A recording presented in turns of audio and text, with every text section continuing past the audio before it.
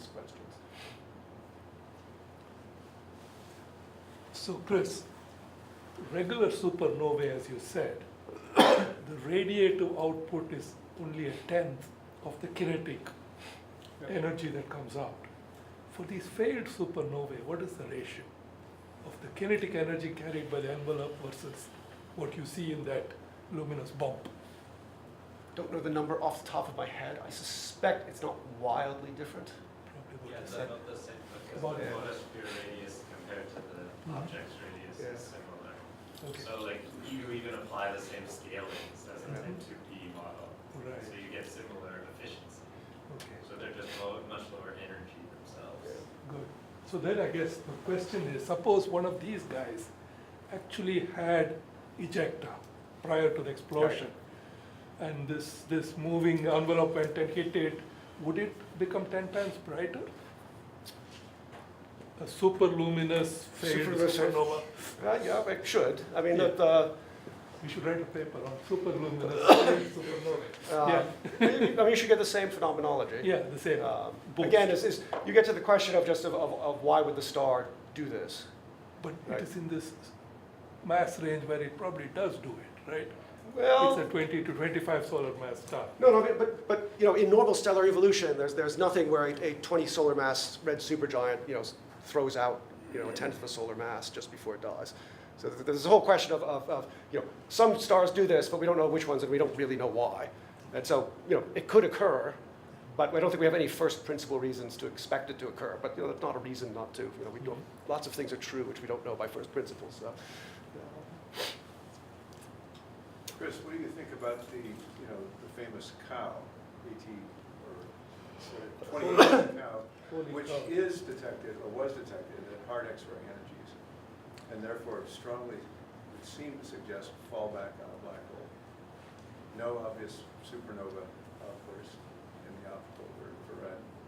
Well, it was very Well, luminous in the sorry, optical, just yes, very yeah, short. what am I saying? Yes, Yeah. but it wasn't, was it at a typical luminosity?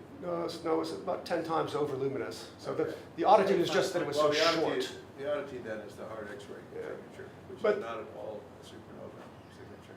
Yeah, but you know, if you were just going to do it in general, you'd first go play games with the shocks, right? Rather than accretion. Well, pretty luminous. So yeah, I don't remember what the hard X-ray number is. We sort of wrote the discovery paper, and I haven't paid much attention to it since then. So I don't know. But the same problem generally will apply is that, you know, if you ask what it takes to get to be Compton thick, right, you need only like 10 to the minus 3 solar masses. And so it's hard to see how on these short time scales, you know, the observations to the center aren't very hard to see. Now, of course, the X-rays are hard enough, then you know, your Compton limits, so you don't have to worry about that so much. But the usual problem is it just takes no garbage at all to zap the X-rays. So, but in this, I don't go in detail. You talked a little bit about the fact that many of these massive stars might be Wolf-Rayet stars before they die, and we would love to know more about that. Could you imagine doing a similar survey, targeting those, maybe using ultraviolet bands or something like that? Or is that a possible strategy, you know, 7 or 8, or is that So not feasible? for the progenitors, our observations are actually deep enough to, usually we should be able to see Wolf-Rayet stars, which are stripped high mass stars. Yeah. Right? So if you take you know, if you give it the luminosity of a 40 solar mass star and strip it, we should still pick it up at U-band. Oh, interesting. And so the interesting thing is, of the stripped supernova which are in the sample, they are generally fainter than that. Okay? And so what this seems to be saying, and it's not, you know, people have said this before, is that the dominant origin of the stripped supernova has to be binaries. Oh, in that it's a lower mass. And that it's a lower mass stripped object. Yes. And so if you do that and you drop the luminosity by a factor of 10, then it becomes really hard to see them. Yeah. So is this sort of ground-based data, is you could see a 50 mass, originally 50 solar mass stripped star, but you're not going to see an originally 15 solar mass stripped star unless you're lucky. Could one imagine doing like just deeper U-band imaging along with the deep R-band, or is that not You know, it's feasible? you know, the problem is right, you're in the regime, whereas it's hard to go 10 times fainter. Yeah. Right, Yeah. you know, we're already talking exposure times, which, well, the U-band ones are say, you know, 10 or 15 minutes, right?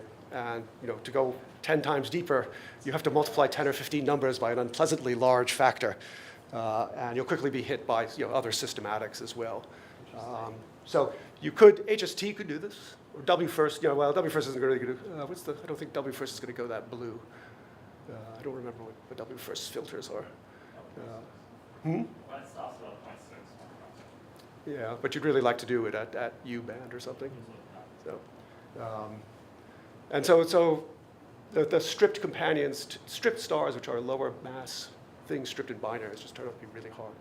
And the tea leaves are that because, you know, there are various limits on these stripped supernova, both from HST and then we had one, and they all seem to be saying is that the typical ones are not, you know, wind loss Wolf-Rayets, they're binary stripped. So. Yeah, I mean, you can also see that from the ejecta masses that you infer for the ITCs, they're usually 5 to 10 smaller. Yeah, so. Right. Any more questions? No. Okay, Chris is here on a sabbatical, so if you want to ask any more questions, exit office P225. Let's thank him now.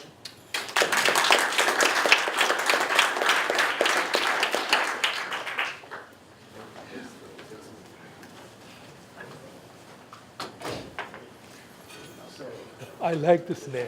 I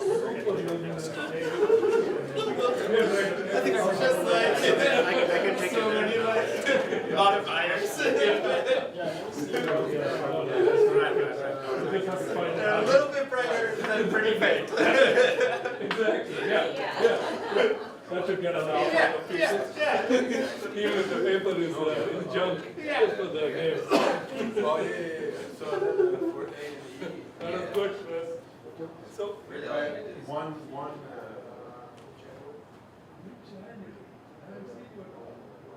but I was awake most of the time.